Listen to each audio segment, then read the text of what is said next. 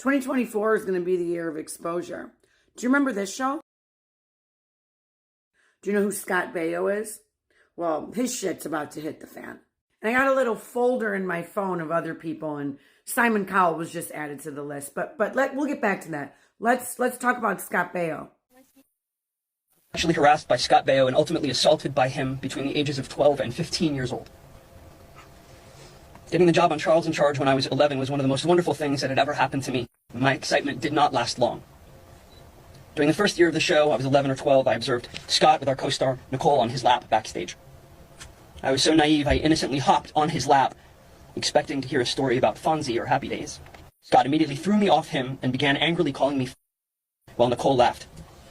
I felt confusion, shame, and then fear when I realized I had judged the situation wrong. As I was coming to terms with this, Scott Baio began a pattern of abuse that was unrelenting.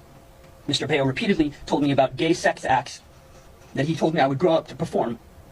I would protest and ask him to stop saying these things, but he said it was for my own good. Scott told me of his sexual conquests with young girls and the co-stars of the show. At the same time, tried to convince me that I was unlovable, defective, and branding me with the most vulgar words for homosexuals that exist. Scott pulled down my pants in front of over 100 people. And on another time, he laughed as he cut a hole in the canvas wall of my private dressing room on set and exposed his genitals to me. One of the most painful memories of my childhood was when Scott and I were backstage, waiting to enter the set for a scene. I faked a basketball to him. He got startled, and in anger, he assaulted me by throwing a burning hot cup of tea in my face.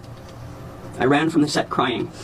I realize that this form of abuse has been going on way before these shows, but I feel that this generation are still around, for one, and for two, the victims are having a door open for them so they can comfortably talk about it.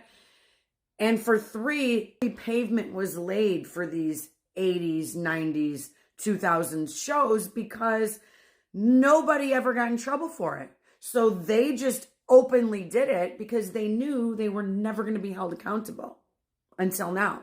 And I'm celebrating every single day. One more of these creeps gets exposed. And I'm celebrating these victims for being courageous to even speak about it. And I hope that seeing videos like this give them the courage and the strength to do that. Because we're behind you, not them, unlike everybody else in Hollywood.